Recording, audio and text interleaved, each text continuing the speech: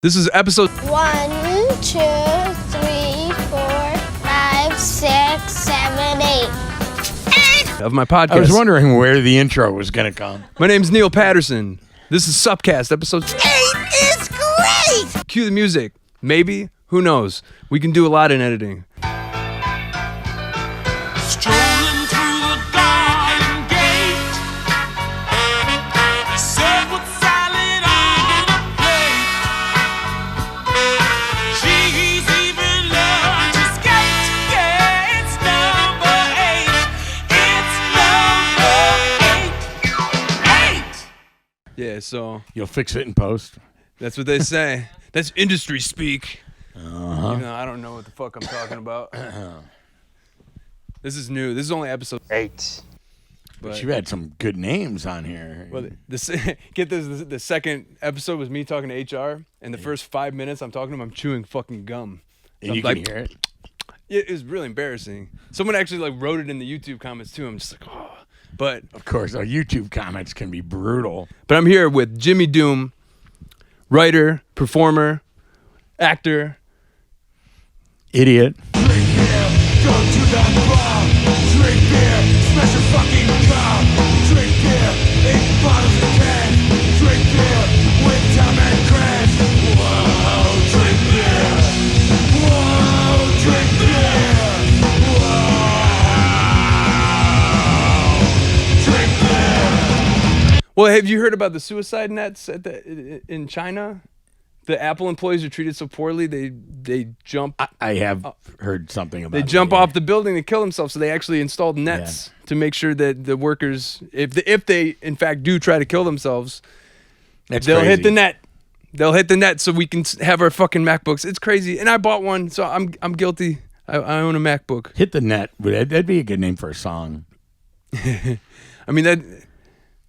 Yeah, hit the net and then punch the clock the next day to make the Apple computer. Like, do you get your job back? They go, come on, Nick, get out of the net and go back to work. Do they give you like a bonus, or do they give you some time off for trying I think they'd have to give you like some mental health time off. I don't know really much about Chinese culture, but you'd think they'd go, hey, Bill, take the week off and come back when you're feeling better. I would think. I would hope. Yeah, you would hope they would. I don't know if they're humanitarians enough to build a net. You'd think they would, be like, hey, sorry, our working conditions drove you to attempt suicide. People spraying blood off the sidewalk. I wonder if that's even a real thing, because I'm speaking anecdotally. I don't really know about the suicide nets at the Apple factory. The hypothetical potential. What's the word for it? The urban legend of the.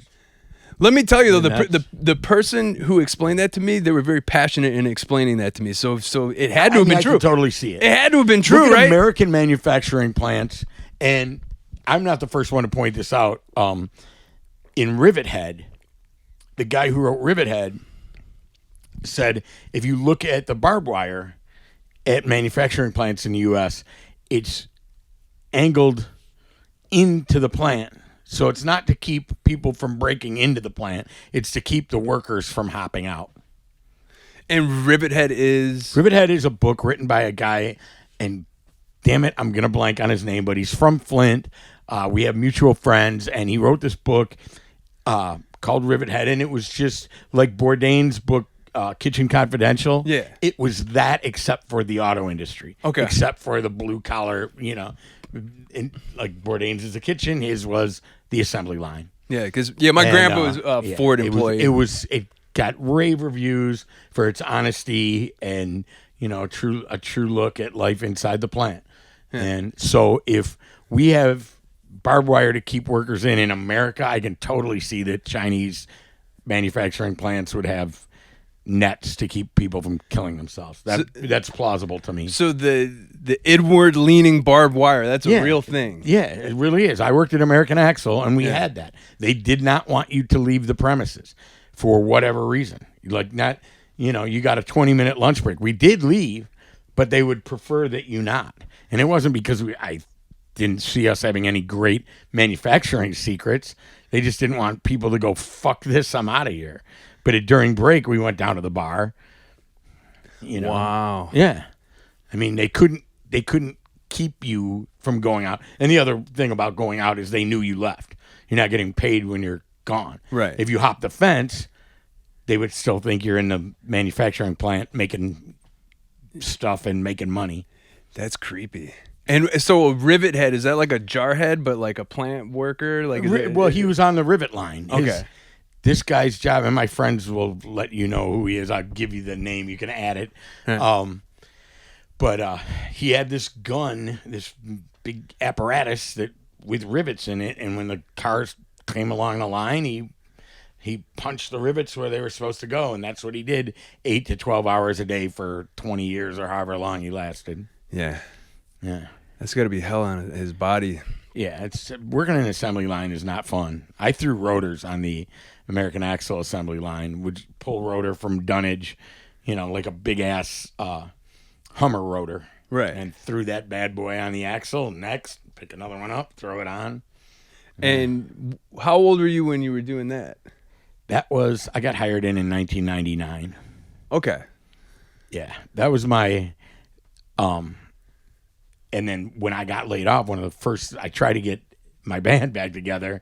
That fell apart almost immediately.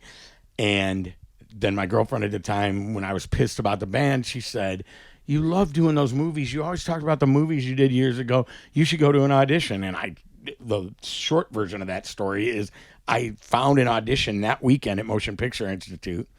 I went to it and I booked a role. Like my first audition. Your back. first audition. So, Yeah. So let's go back to before the acting thing. Okay. Yeah. Who was Jimmy Doom then? Before acting? I was a bum-ass punk rocker, like waiting tables, bartending, bumming around, and these guys came up to me at Bookies and said, "Hey, man, we're starting a band. We'd like you to be in the band." And I knew the drummer, and the drummer was into really fast, non-melodic bands. And that's what I just assumed that he would be into. And then, like, the bass player, Scruff, Pat Shaw is his name, he just passed away, and he, like, had a Discharge logo on it, on his leather, and I didn't want to do fast stuff. I was like, no, man, thanks, but no. And then I went to a party at Burt Bacher's house, another old punk rock dude that I knew. He wasn't old. None of us were old back then, but and this band, after Bookies one night, and this band is playing, and I go, "Who the fuck is that, man? I want to, I want, that's good shit." And they go, "That's the guy you don't want to play with." I was like, "Well, I do now," and it was the big dog jamming, and I was like, "Hey, can I still audition for the band?" And he said, "Yeah, man, but we got like 4 guys auditioning now." And so I said, "Well, I'd like to be one of them," and I went to the West Side Clubhouse, and I auditioned, and I walked in, and I had a notebook full of lyrics, and they're like, "What'd you bring a notebook for?" And I was like, "It's lyrics." And they're like, "You write lyrics?" I was like, "Yeah, I write lyrics. You want me to be in a band, right?" And they're like, "Oh, that's pretty cool. Let's look at some of them." And the big dog flipped open. He found Devil Girl, and that was one of the first things we recorded. So when you saw this band performing, and you're like, "I want to play," with those because guys. it was melodic. It was slowed down. Everybody in that era, in the mid '80s, was trying to be faster than everybody else. Mm-hmm. That's all it was about. Play fast, play fast, play fast. No melody, didn't matter. All it was is, and that's more melodic than half the shit that was out there. Right. And I didn't want to do that. And then when I heard the big dog play, and I heard that he played guitar with some melody at a tempo I dug, I'm like, yeah, I want to do that. And fortunately, they said yeah, and because it changed my whole life. When you saw them play, did they have a vocalist, or was No, they just playing what happened instrumentally? was their vocalist had to leave. I don't want to discuss those circumstances; none of my business. But Right. nothing too nefarious. But he had to leave the band, and so they auditioned. In fact, I'll say him by name. Danny Mason was the first singer, and he co-wrote some of those songs, including "Drink Beer," which is one of our most popular songs ever. I just kind of changed some of his lyrics when I took over, and so Did it have the same name when you were watching them? yeah, they were the Almighty Lumberjacks Was of it- Death. it was ALD? Yeah, Almighty Lumberjacks of Death. And so you brought the lyric sheet, and they're like, "Hey, this guy's got fucking this guy's got words." Yeah, he for real. He's serious. As serious as it's gonna get. And they chose me, and there's a couple guys who weren't happy about it. And then we played a show at Lacey's attic on Trumbull, which is the house where the Maniacs from the Motor City album back cover is taken, and we started playing, and one of the guys who had auditioned is like, "No, man, I'm in the band." And he like kind of grabbed the mic, and Scruff kind of went, "No, dude, you're not in the band. You had your shot. This guy's in the band." Awkward. Yeah, it was really awkward. But yeah, he survived. I survived. So you said the scene back then was a lot of people trying to play fast? Yeah, it was really fast. So we were just different. Yeah. Just de facto we were different. Yeah. And people were like, "Wow, this is cool." And then I don't know if it was accident or great coincidence or what, but one of our early shows was at Blondie's opening for an SNFU with the Feisty Cadavers. And they didn't play real fast either. And we got to be great friends. I kind of knew some of those guys, but we got to be great friends, and we were, as far as the west side of Detroit was concerned, we were like the two bands that everybody was going to see. And did that all get kicked off at that one show? You just happened to be on the same bill kind of thing? Yeah, and then when we got along great, we had a shared love of punk rock music and beer. Yeah. And we weren't overly political. We weren't, and we weren't trying to play fast or, we were just trying to have a good time. What was the stage show like back then?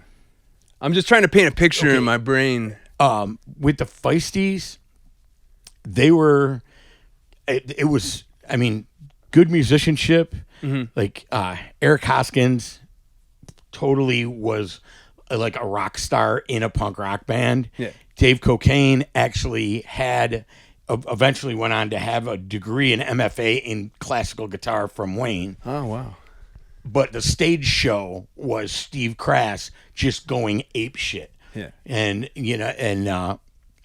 their lyrics weren't political. They were just, imagery, kind of like the early Misfits stuff, horror movies and skeletons and crazy shit like that. And Steve was just a balding ball of energy. And he would just destroy himself on stage, just bouncing around and running into shit and diving into the crowd. And he was iconic for that. Yeah. So eyes were on him. Yeah. And I'm trying to think. So was it the same era where it was like Negative Approach and Necros and stuff? No, we were the next. That was a little after that. When ALD started, the Laughing Hyenas was Brannon's band. Oh, okay, all right. Yeah, the Necros. When we started, the Necros were on the tail end of their like major label metal thing. Or maybe they weren't on the tail end. Maybe that was when it was happening for them. But as far as the DIY club, that era, but the Necros and Negative Approach were seriously the first show I went to. 15-year-old kid. So that's what kind of lit the fire for everyone. Yeah. I looked at Brandon. I went to the show with it was Black Flag, and I went to the show with a bunch of high school buddies. Yeah, and we walked out of there. It was an insane show. Like a guy who went on to be my roommate, like Dave Landrum, he was fucking bleeding from the first verse of Rise Above, which is the first song Black Flag did. But I knew Brannon was a local guy. I knew the openers were local. And I looked at Brannon and go, I want to do that, And so we walk out, and some of my friends from high school had already like ticked it off the bucket list. Like, well, that was a good experience. I enjoyed that. I don't think I would do it again, right. But it was a very enjoyable experience. And they're like, did you have fun, Jim? And I'm like, I want to do that. Yeah. I want to be that guy. So did that light the fire in you to perform? Totally. Yeah. Because I read in your... I always wanted to perform. Before that, that was when I said, holy shit, you could do that. Yeah, the everyman is up there. It's not someone in spandex. Yeah, he's not fucking Steve Perry. He's just this bald, really angry guy. With a big voice. Yeah, and I'm like this 15-year-old, like, short-haired pussy. But I'm like, I could totally do that. Because I read in your IMDb, it said something about you would perform for your mother's friends. Yeah, when I was a kid, my mom would go to Baker's Keyboard Lounge, which wasn't too far from our house. And I was up on the west side. We actually lived at 4 near Fenkel. Okay. And so, a couple miles from Baker's. And then there was another club called Dummy George's. And she's like single mom in her 30s, whatever. And she's going out to the bar. And she would have the after parties. And people would come back and like slam drinks. And they'd put on Bobby Short records. And I was a little attention hound. And I'd get on the coffee table and like tap dance and sing and pantomime, like lip sync, like jazz shit. I couldn't sing. I still can't. But, like that's what I did. And do you remember like any thought process going through your brain, or was it just instinctual for you to perform for people? Yeah. I liked it. This is what I do.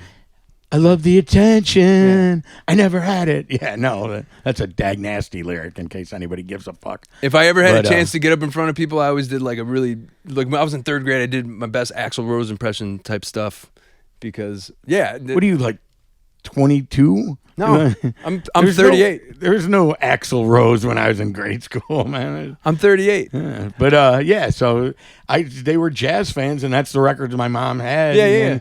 And then she had a Beach Boys record, and I was like obsessed with the Beach Boys. I couldn't hit those notes even when I was 5. So I just lip synced.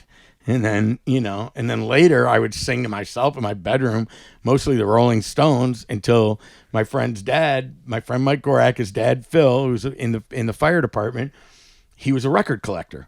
And one day he just goes, he bought this record off CBS Records because it was a really low print run because they didn't figure it would sell very well. It was The Clash. And he was like, hey, if you guys like the Stones, which is what we were obsessed with then, you might like this band. And he put on The Clash, and lights out, man. We listened to that, The Clash, and we were done. How old were you when 15. Okay. So there's multiple things influencing you at the same time. Oh, yeah. Yeah, and then we came to school with like Clash cassettes in my buddy's car, and my buddy had turned 16 that year, and somebody else that we went to high school with is like, oh, you guys like the Clash? Check this out. And he gives us the Decline of Western Civilization soundtrack with Fear and Black Flag, and then forget it. Yeah. Like I would have skipped school to buy clippers to cut my hair. I was like, I want to do this. And then that director went on to do Wayne's World. Yeah. So that's wild. So from seeing ALD to being in ALD, when was your first moment where you're like on stage and you're really feeling the energy from the crowd and you're giving it like when they're singing? There had to have been a moment where you became that.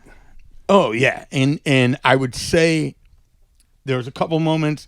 The biggest moment for the whole band was when we opened for The Exploited, and we already had a kind of a following on the west side, but my friend got us into my friend Melissa. She got us the gig opening for The Exploited at St. Andrews Hall. That's the joint. And we knew Cool Chris, the sound guy, and he just kind of said, I can like you or I can hate you. Listen to what I tell you to do, and I'm going to like you. If you think you're, because I had already worked at the hall, so I knew him from there. And he kind of said, do this and don't do that. Nothing like molding our career or anything. Just, don't be rock stars. Pay attention to the sound because it's important. Don't destroy the wedge monitors, that kind of shit. But and have fun at the same time. And so it was. I mean, the place was packed, and we just had a good show, and that was it. Boom, it exploded. And I knew I could look out in the crowd, and I knew all the faces, so there's no reason to be in. Not all of them, but Yeah, a lot of your friends. So many friends out there. Yeah. So and St. Andrews for me as well was like a rite of passage where Bill Cozy actually was the sound engineer the first time we ever did St. Andrews, and I was in a different band, but I was 17. And the first episode of my podcast, I tell the whole story about just a magical place, because when you're up there on stage at a venue where you were watching all your heroes for years, you know, however many years, and then next thing you know, you're up there. And you see the faces of the people you know. Oh, it's a rush. It's a powerful experience. Yeah. And I tell people that was the first thing I ever really got addicted to before booze, before any other drug. It was that rush. Yeah. And I didn't need to be high to feel the highest I've ever felt when I was on stage at St. Andrews Hall at 17, and it was working. It was the come down. It was like, wow, this is a party. I want to keep the party going. Yeah. I mean, I was already a drunk. But like that was a thing that I cared enough about, where 99% of the time, and I was a lot younger too, I could maintain until we went on. There were very few times where it was like, oh fuck, he's too drunk to perform. Yeah.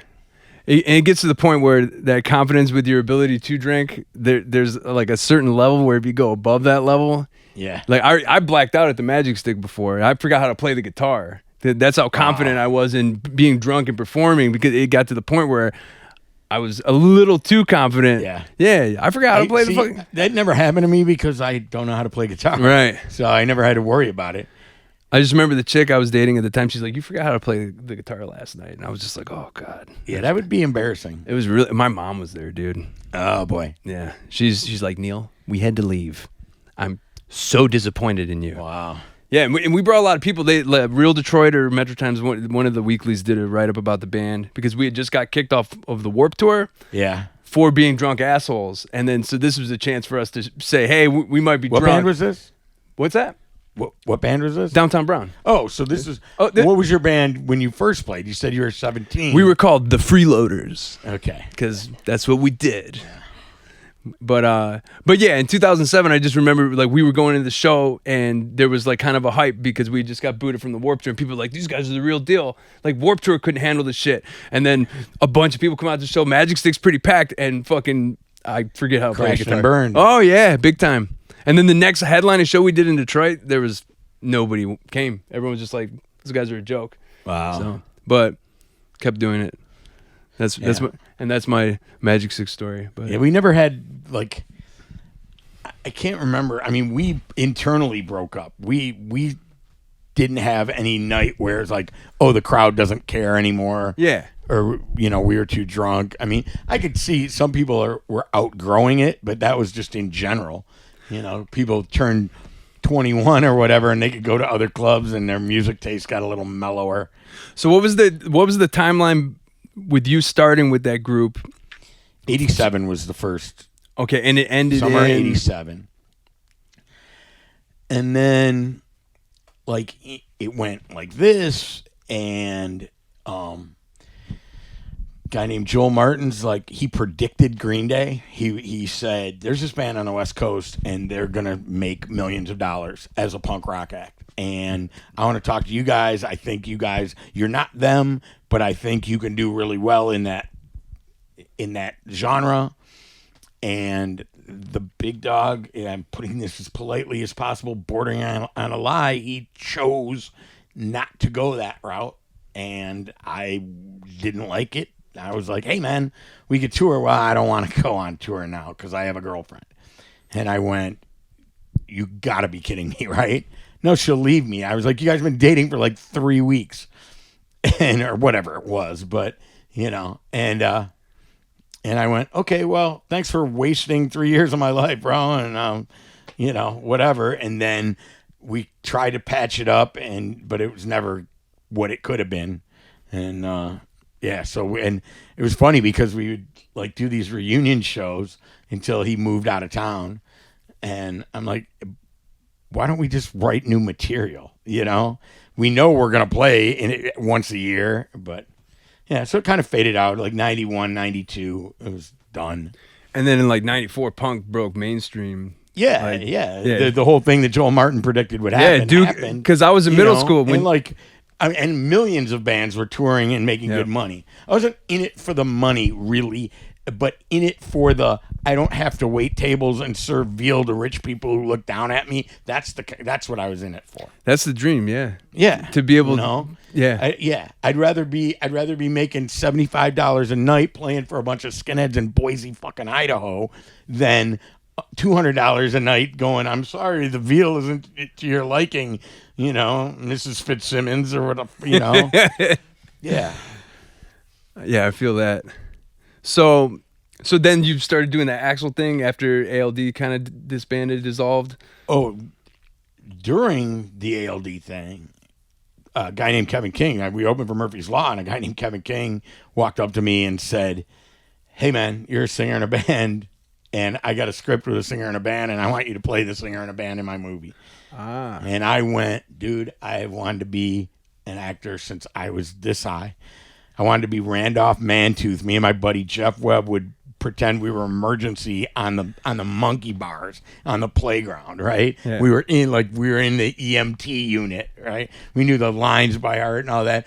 I'm like, but I was such a wild man. I was such a fuck up. They wouldn't let me be in the drama club in high school. And my parents couldn't afford drama camp. I don't have any experience. Thanks for the offer, dude. Nice talking to you. And he's like, no, man. No, I'm serious. I want you to be in my movie. I'm like, dude, I told you I have no experience. I don't want to fuck your movie up. And he's like, no, you'll do fine. Just do what I tell you to do. You'll be fine.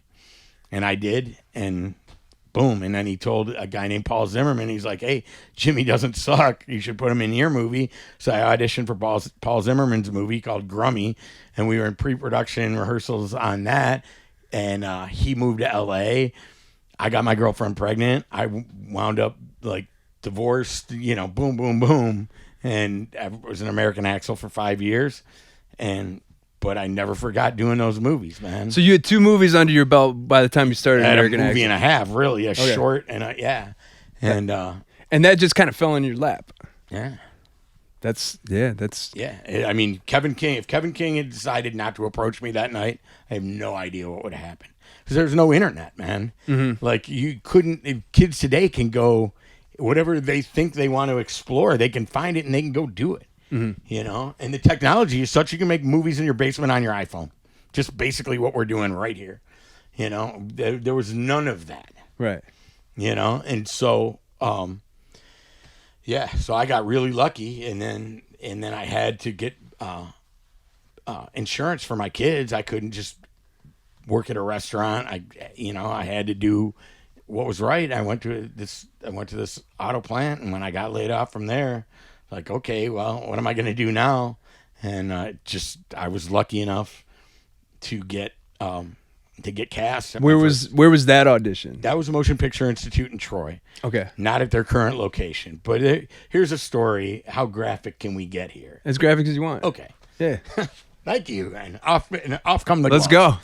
go. Let's go. So the director says to me, I go up, I grab the sides, and the film is about a gentleman who's mentally disturbed, and he believes that Sarah Lee is a real person making cheesecake just for him. And the director says to me, a couple people have already auditioned. They didn't really show me that they were in love with Sarah Lee or in love with the cheesecake. I really want to see that you're in love with Sarah Lee, in love with the cheesecake. I'm like, cool, man. And, I read over the sides. It's a cold read, so I can hold them and read them while I'm doing it, but I wanted to familiarize myself. I look at him. I'm like, all right, man. He goes, now you're really in love with Sarah Lee. Like, you really believe, like, she's almost your girlfriend. I was like, cool, man. I got it. The actual person, Sarah Lee. Yeah. Okay. So I walk up to my mark, and he's like, now you're really in love with Sarah Lee. I'm like, yeah, bro. Got it, man. Cool. I got it. And get in my mark. Everybody's ready. And he goes, now, he hands me a box of cheesecake for a prop. And he goes, now you're really, really in love with Sarah Lee and the cheesecake. I'm like, dude, I got it. All right.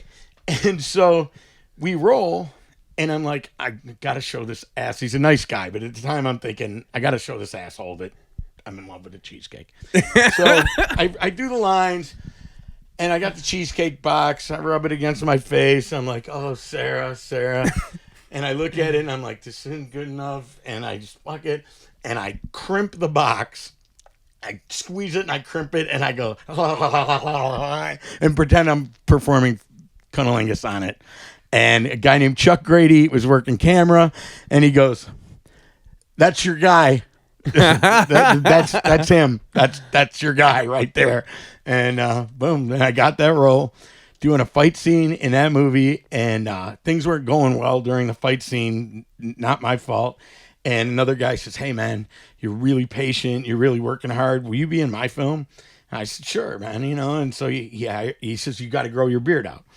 So I grow my beard out for this period piece called The Horseman, and we're shooting up in the Thumb, and Chuck Grady happened to be on that film working on it. And after a couple of days of shooting, he says, "Hey man, I'm line producing this thing, and I think you'd be perfect for this role." And I was like, "What is it?" And he's like, "Well, you're kind of like a bad guy, and they're sacrificing kids and whatever." I'm like, "Yeah, I'm in." He's like, "But I got to tell you, if you get the role, you'll be working with David Carradine." I'm like, "Oh, kick ass. Right on. David Carradine. Cool."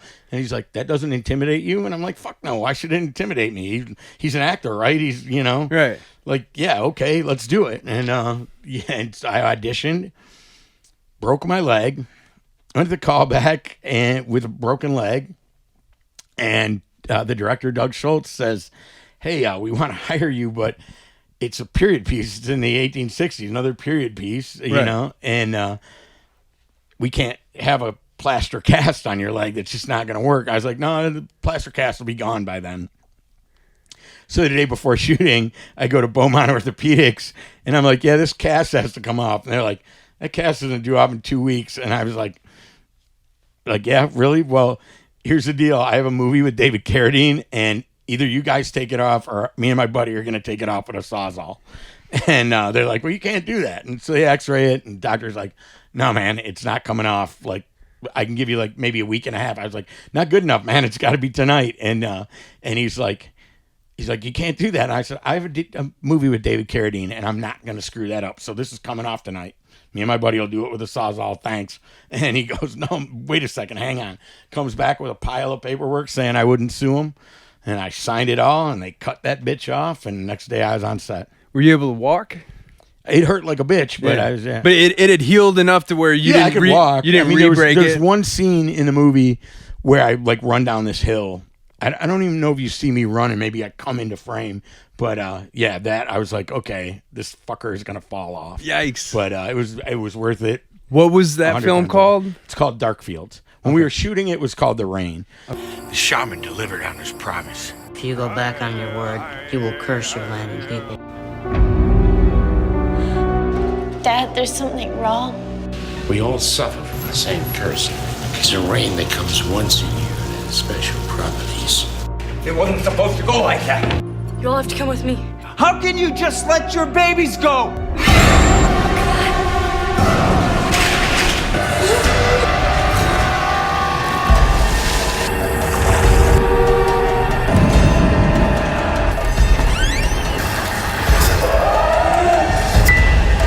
We'll slaughter whatever's left of my family. It stops here. It's loosely based. Our part of it is loosely based on the story The Lottery, where they're sacrificing little townspeople, little children, to break a Native American imposed curse of a drought on this town. Okay. And D. Wallace Stone, Richard Lynch, and Carradine, and me, my buddy Tevis Markham. Lots of good people in that film. So after that first role you landed, right after the Axle Company, you just worked pretty steadily, it seems. Well, yeah, but the Darkfields kind of put it over the top. Yeah. Because people saw me, even like extras that are also indie filmmakers, saw me working with Carradine and went, "Oh, you and Carradine got along great. Well, we can't afford Carradine, but we got you. Come on, be in my movie." And that's amazing. Yeah. And what year did Carradine pass? When was that? So horrible with names. Okay, with numbers, with years. I'm horrible with names too. Well, what year was the movie that you and Carradine were in? Darkfields released in 2008. 2008, I want to say. 2007 or 2008. So it was right around there when Carradine died. Yeah. Was there ever a moment where you were with him and you were shooting a scene? You were obviously in scenes, but did you have speaking roles with him? And whatnot? We were in each other's face screaming at each other. Amazing. Yeah. Was there ever a moment like after cutting one of those scenes where you're like, I'm yelling at Kung Fu? Like, Nah. I mean, like I'm no method actor. I'm a Mitchum actor. Yeah. I know my lines tell me where to stand. Right. But like when I would about halfway home, because we shot in Troy, about halfway home every night, I would go, I'm working with Carradine. That's pretty kick ass. And then I'd go, put that the fuck out of your head, dummy. And so you would swat that out of your head. Oh yeah, because you can't. Because you got to you got to stay cool. You don't want to fuck up. You just and you can't start fanboying. Of course, you know? Yeah, you can't hound dog people. It got cut out of the movie, but the whole day got cut out of the movie. But I did. Now You See Me with Mark Ruffalo. Okay. And I had one line. Well, excuse me was my friggin' line. But we're out on Charter Street in New Orleans. It's a long day. It's a hot day. And because it's such a big shot of all the, like a fake Mardi Gras parade, and then there's like FBI agents on this balcony, lots of stuff, lots of moving parts in this scene. A lot of extras. Yeah. And so there's a lot of delays. And so there was an hour and a half where we're just kind of standing in the middle of the street waiting for shit to get right. And I look at Ruffalo, who's like the nicest guy in the world.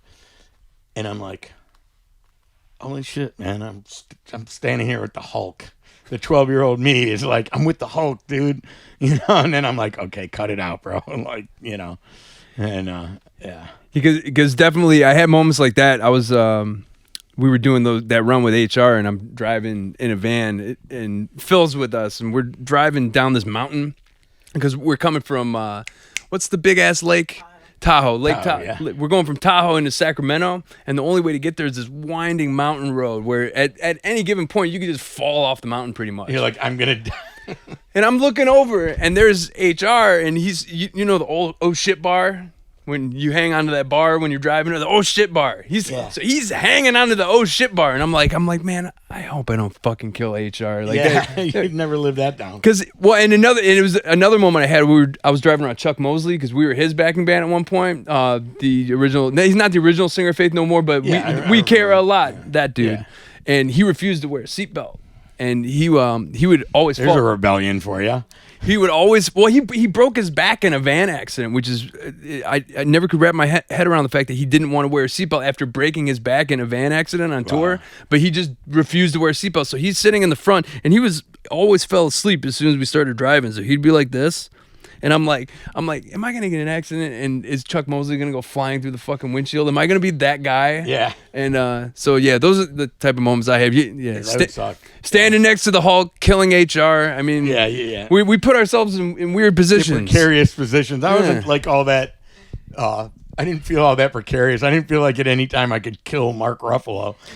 Yeah, you weren't driving down a mountain with Mark Ruffalo. Like, if I kind of rush by him in the scene, and Melanie Laurent is coming up, and if I wasn't watching what I was doing, I could probably elbow him in the face, but I wouldn't really want to do that.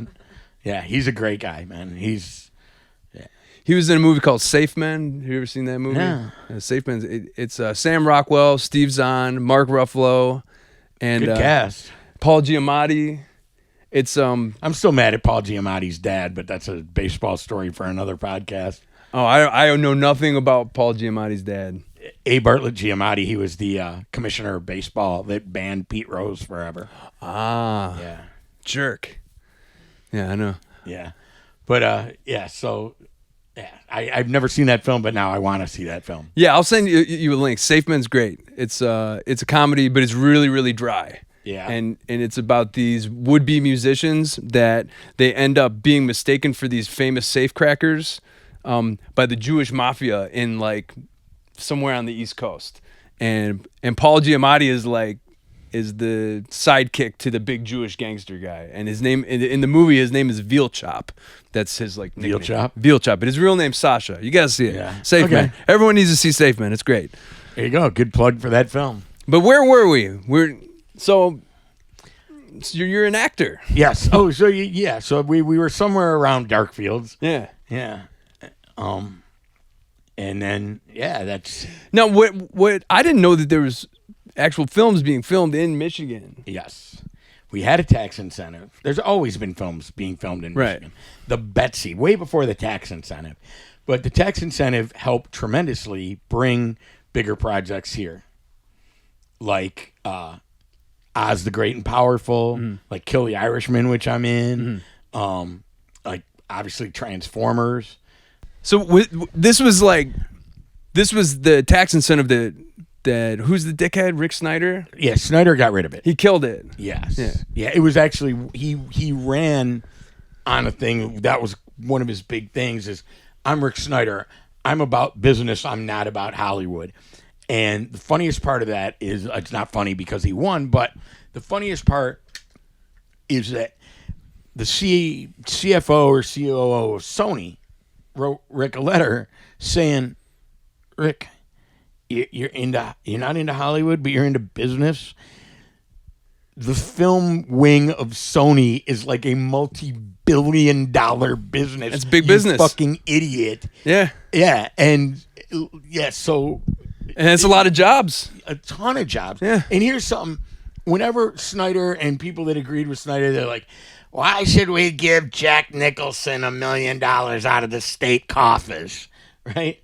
No, asshole. It's not how it worked in the first place. What was happening in reality, and this has nothing to do with any actors.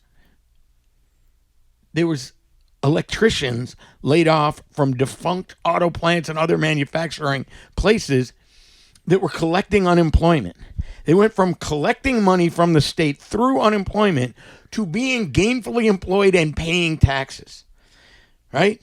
And so it was helping the state tremendously, like painters, carpenters, millwrights, lots of electricians, caterers. It was, and yet financially, it was going to take some time to work, right? But it never got a chance to build. And then when the Mackinac Center for Public Policy did their thing, like, we're losing this much money, they're not taking into consideration many important things like this. 2009, we're doing Kill the Irishman. There's a state tax on cigarettes. We got this huge crew. Every cigarette run, every run that they'd send a PA, like 60 packs of cigarettes. Every day, right? That's money that's going into the state's coffers. Just with cigarettes. Just from cigarettes. Now, if we look at the actors, I didn't get any extra money from the state. My daily rate is taxed. And I get a residual. Every actor on a union project gets a residual. I just got a check the other day. It was not a large check. But every one of those checks, the state is still getting taxes out of. Not a ton, but they're still collecting money that nobody ever thought about. Now, you look at Georgia and mostly the Atlanta area, they are thriving. Property values have skyrocketed because they're because they had an incentive for the movie industry. Film incentive, yeah. It's a good one. It's solid, and now they're the LA of the East. What an asshole! Yeah, I mean, it's politics. They're all assholes one way or another. And but it would, and here's the thing, and I'm proud of this, is when the tax incentive went away and the big money making films went away, a lot of people grumbled, and then they're like, oh, well, I guess I'm going to go do real estate or something. I quit. Fuck this. And they're like, what are you going to do, Jim? And I'm like, make independent movies and rock videos like I did before the incentive came around because I want to. Yeah. I'm like, not like, I'm going to go be a State Farm fucking agent because I'm not going to make a ton of money being an actor. Yeah. Yeah, and you stuck with what you enjoy and what you know. Because a lot of people in my demographic, they bailed. And then people do a thing. They're like, we need a homeless guy. Like, who's doing the homeless guy? Call Jimmy. So de facto, like by default, you cornered the market by everyone else being kinda. Yeah. I mean, I'm not the only person my age that's still acting, not by a long shot. Right. But a lot of people did bail. That kind of I went, wow, you really must have loved it. If a piece of legislation chased you from it, what kind of shit is that? You know? Yeah. You know, can you imagine, like, say they taxed a live gig, like, no matter what you made, you had to pay the state $25 a gig. Would you quit playing guitar? Probably Would not. you quit touring? No, you wouldn't. You'd be pissed. I'd bitch a lot. Yeah, you'd be pissed, I'd but bitch you'd a lot keep more going. than I already do. But yeah, that would be a rough one. But yeah, if you truly love something, you stick with it because you love it, and it's about the art, and it's about you expressing yourself, and it's not necessarily about. It's never been about a paycheck. Yeah.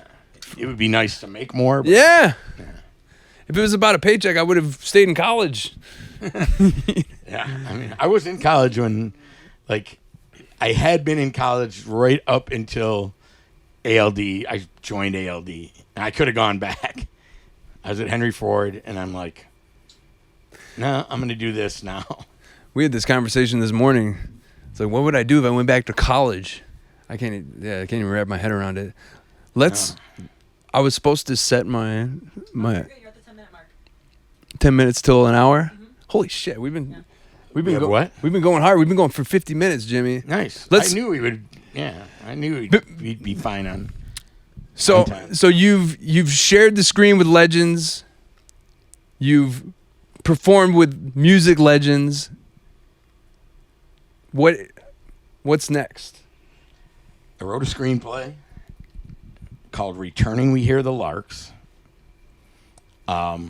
I titled that. I didn't steal it. I borrowed the title from a Rosenberg poem from World War I, but it's not anything to do with World War I.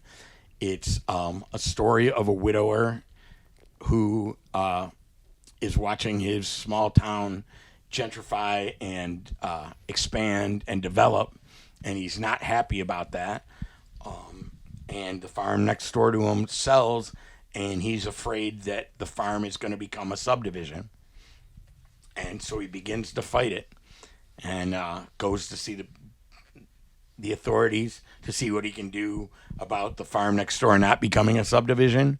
And it turns out there was never any plans for it to be a subdivision. It becomes a drug and alcohol rehab center. Huh. And he doesn't like that either. Right. So that's the elevator pitch is a guy like Walt from Gran Torino meets Clean and Sober on Jack Kevorkian's farm. That's a good elevator pitch. Now, now in writing this, does that mirror any of your sentiments about the gentrification of Detroit? There was a little bit of that, but it was. I was writing I wrote a short story. It's based on a short story that I wrote, and it was about taking things to extremes, like, and the characters in the screenplay, in the story, the people at the drug rehab center, Paul, the widower, like, have an extreme nature to their personality, and I have extreme natures to my personality, and so it was just and I came up with this concept of what if somebody had this alternative drug and alcohol rehab center and wanted to do it their own way. How crazy could it get? And it gets pretty crazy. It's a major spoiler for the film, but does it delve into the actual people in the rehab center? Yeah. Oh, yeah. And it talks about 12 steps and talks about sobriety and talks about life after sobriety. It deals a little bit with the pharmaceutical industry having control over our lives. So a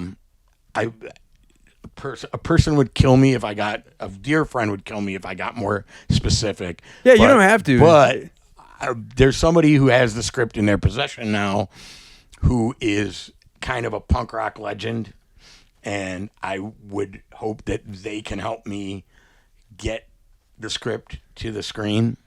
That would be cool. I mean, if anybody watching this has like $600,000 laying around, or maybe even less, we can do this film in Michigan using a predominantly Michigan crew What's that?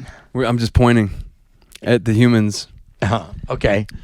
Listen. I thought I needed to pitch this camera. If one of these two cameras has $600,000, I'm only on this camera. You can pitch this camera. Yeah, we can do this. And I never write, when I'm writing screenplays, short stories, whatever, I never purposely write a role for myself. It's not Rocky. It's not like I got this great script, dude, and I have to play the lead man, or it's not like that at all. I wanted to tell the story. It's a good story, and somebody's going to dig it. And everybody who's read it, from people who aren't in the business that are my friends that are going to say nice shit about it, of course, to complete strangers who have multiple million plus zillion dollar making films out there in the film world, have said it's a good script. It's just a bitch getting one produced, especially in Michigan. Yeah, I couldn't even imagine. I trying to raise like $12,000 to make an album, and $600 is a lot. Well, you need somebody. I firmly believe that this film would make money with the right cast and the right marketing. The film would make money. And if somebody, say there was one investor, one exec producer who wrote the check for $600,000, I really think at the very least they'd get their friggin' money back. They would. Well, let's get this fucking movie made, man. Yeah. I want to ask you too before we cut this. Well, first of all, seems like you wrote a little bit of a because you do spoken word. Yes, I do spoken word for 20 years. I've been doing the Erotic Poetry Festival, and that's why I first saw you perform. This young daredevil over here said, "Hey, can you do some of your spoken word?" Well, I'm moving, so a lot of my notebooks are put away, and the only thing I knew I had handy was 19 minutes long, and nobody needs 19 minutes of a spoken word piece on a podcast. So I said to Neil, give me 3 things to prompt my writing. And what did you say? I think I said 9/11. Yes. Jazz. Yes. And what was the third thing? Menstruation. Okay, cool. Yes. So, I put away my glasses, but I'm going to unput away my glasses. Yeah, get your specs. Yes. I'm deaf. I'm blind. I'm a pinball wizard. Okay. I titled this, and I don't really, it's called This Is Not a Tragedy, It's Just a Hassle. She discovered origami when she saw the $20 bill manipulated to look like the burning Twin Towers on 9/11. Forget the fact that it was an ancient Japanese art. She was going to buy a restored convertible 58 Thunderbird with her profits from an Etsy store dedicated to folded currency. She made about 7 of them before her friend on Reddit told her it was illegal to sell money at a markup on the internet. Then she got into yoga, which taught her that maybe everything hadn't been invented in the community center of the gated subdivision where she grew up. It also taught her that she could jerk me off with her toes while licking her own asshole, which was great until she became anally orgasmic. And the first time she had coaxed one out of her devil's onion ring of fire, she bucked like a spooked horse and broke my jaw, which cost me the lead role in Post Office Butchers 4. I wasn't in love, but I was closer than I'd like to admit, until her uncle gave her these experimental jazz records that she played just loud enough that the patrons of the Vegan City Chicken Tequila Bar on the corner could hear, and they asked her to DJ. Then all her male friends started looking like ads for Steel Timber Sports on ESPN 12, except they'd call her crying at 3 a.m. because they had a flat tire on the Belle Isle Bridge and never bothered to put AAA into their phones because it doesn't deliver cashew cheese. I think the only reason she stuck with me at all was because I would go down on her while she was menstruating, which crossed about 3 things off her Wiccan Tribunal bucket list and might have made her sergeant-at-arms of that select group if I had a vagina myself. While I was piercing my chest trying to pin the monogamy merit badge on myself, she discovered polyamory, delivered in the form of a guy who played a euphonium with a belt sander through an oscillating fan, and she was going to join him, his sister, and their lover at his artist residency in Stuttgart, while I stayed at our Delray studio apartment to feed her three-legged beagle she rescued for $1,700 from a dark web guy who breeds three-legged beagles to raise money for his atheist ministry. And since commercial air flight was bad for the environment, they decided to sail on the yacht his dad bought from having 24 mobile stations in New Hampshire. But before they embarked on the journey, she left me a note written in Sanskrit on $20 bills folded to look like Frida Kahlo's childhood home. And I couldn't read Sanskrit, even if I hadn't spent the money on my first yoga lesson. And I'll write her a love letter as soon as I can jerk myself off with my foot. Yes. That was lovely. I try to go for the Hallmark romance as best as possible. I can relate to that story in a weird way. I've been in some of those similar situations. Not exact, but anyway. So we don't have that much time left, but do you want to talk a little bit about being a sober dude? Yeah, if you'd like me to. And you consider yourself sober? I don't drink or smoke or take pharmaceuticals. I gamble, man. That's my vice.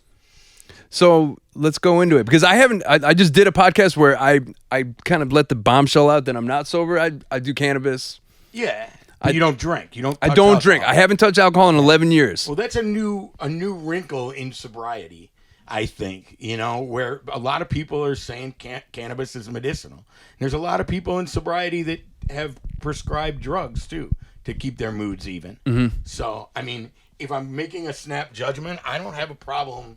If you don't show up to anywhere with me so stoned you can't function, if you use it to take the edge off, then I'm not going to give you a problem with it. If you're not touching booze, and I don't give a fuck if you touch booze either, really. Yeah.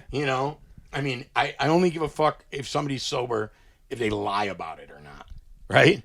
You're sober, kick ass. You're not sober, kick ass, but I want to know. Because the thing with me is a lot of people are like, congrats on your sobriety, and I have to correct them. I'm like, well, a couple years ago I smoked DMT. I ate mushrooms 6 months ago, stuff like that. Yeah. I mean, I dabble. I consider myself sober, but I don't.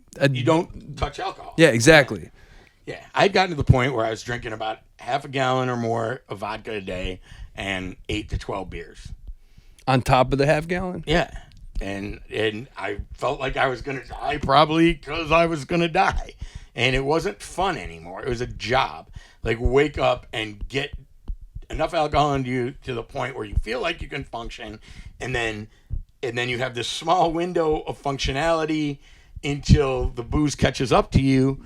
And now you're just a drunk guy. You're not the guy who drank the 40 to take the edge off in the morning. You're just a slob that nobody wants to be around.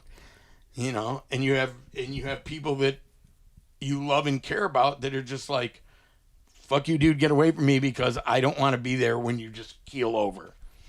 And, so I just done, one of the things was that I tried my ass off not to drink when I was working. And I did a film, and one of the guys on the crew came up to me and he said, hey man, they don't need you for like about 45 minutes. Why don't we take you over to Marble Bar and get you a couple shots so you stop fucking shaking? Yikes. And I went, yeah, okay. I don't drink while I'm working. And they're like, well, maybe you should consider it, bro, because it's a high-def camera when you're doing like this. So, and then I was like, I'd done a pilot. I got a, and then that was wrapped. I'm sitting at home in the fall in Michigan going, there's no acting work in the winter. And I was like, you got to cut down on drinking. So, like, you get a 6-pack a day and an airplane bottle of Jägermeister. That's your limit, Jim. That lasted for about 3 days, and I was just drinking like crazy. And my window of functionality was just shrunk.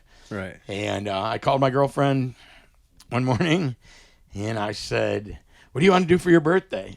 And she started sobbing and said, that was yesterday, asshole. Like, I completely skitzed on her birthday. And I said, that's it, I'm done. I quit drinking. And she goes, fuck you. You'll never quit drinking. Click. Done.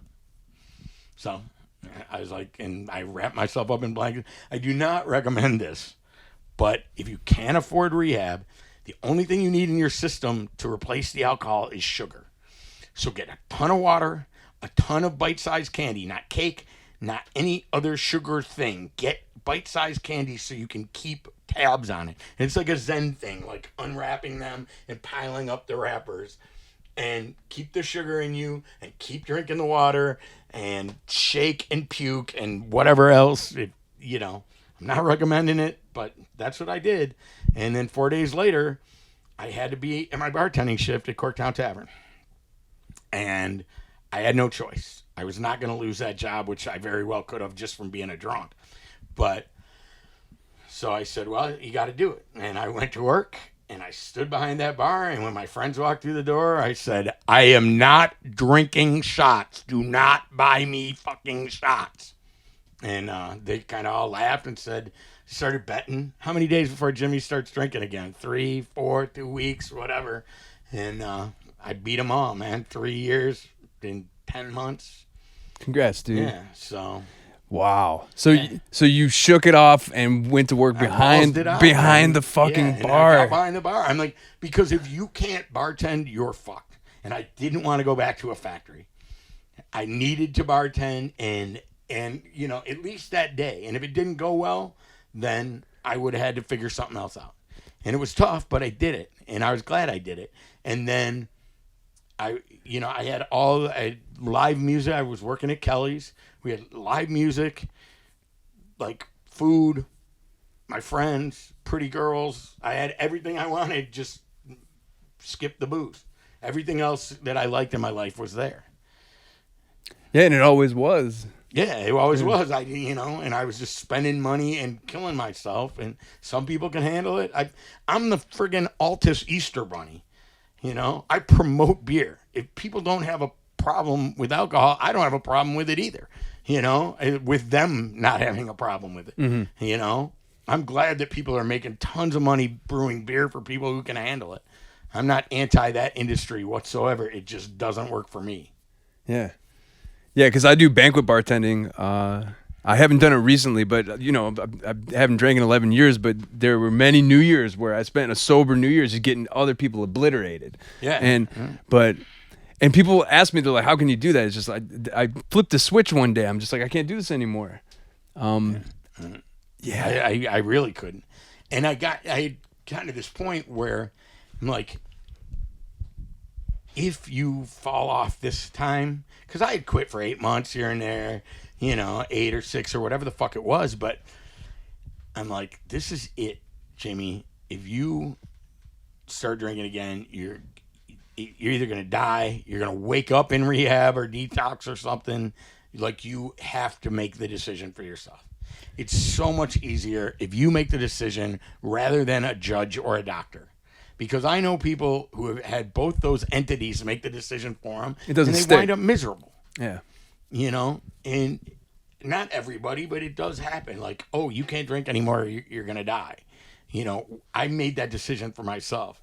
A doctor may have told me that had I gone to a doctor. Yeah. But, yeah. In fact, the last time I had gone to a doctor, the doctor's like, I was honest about my alcohol consumption, and the doctor's like, you should have cirrhosis. You don't have cirrhosis, but you should. So I wouldn't fucking push it, dude. And I pushed it for about another 8 months. More than that, another 11 months. And then, yeah. Well, props to you, man, because that. Well, you don't drink either, so congratulations on that. I kind of. And when you perform, I told you this. You would think you're drunk, and that's a compliment. people would think that you're like, he's got a water bottle. He's got this bottle, and I looked at it, and I didn't, we had met, but I didn't know him. And and I'm like, oh, that thing's full of vodka. I was actually sitting there going, I wonder what he mixed that with. Like, you actually thought that? Oh, totally. Oh, that's wild. Totally. Because you're going nuts, and you're energetic, and you're, not that people need that, but a lot of performers do. For the longest time, I did. Yeah. And I had to reteach myself after I quit with the booze. How can I be comfortable in a crowd of people?